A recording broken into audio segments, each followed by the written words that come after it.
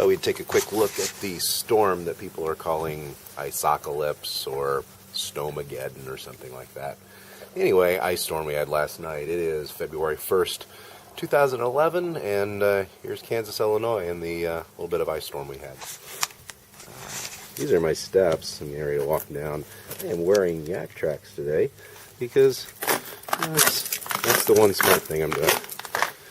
And there's a branch down in my yard. Glad that didn't land on my head or anything. You can hear the ice, I'm sure. There's our nice ice-covered trees. Just completely covered in ice. And they break oh so easy.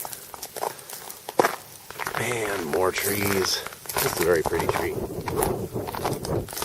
Got some nice blooms on it in the spring and stuff, but right now it's just coated in lacquer. And I'm going across the road to the Jeep.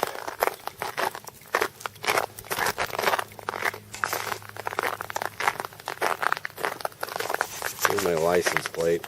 You can look me up online somewhere.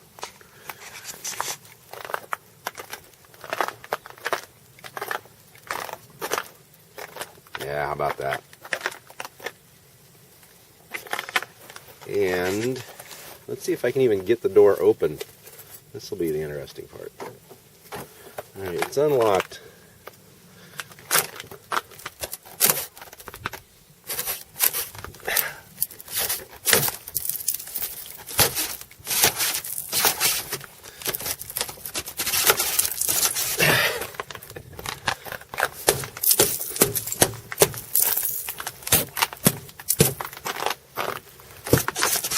One of those remote starts would be handy today.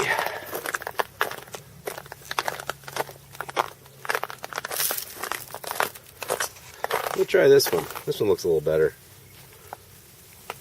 Let's see. Back it out. I can get this door open. Yay, look at that. Opened right up.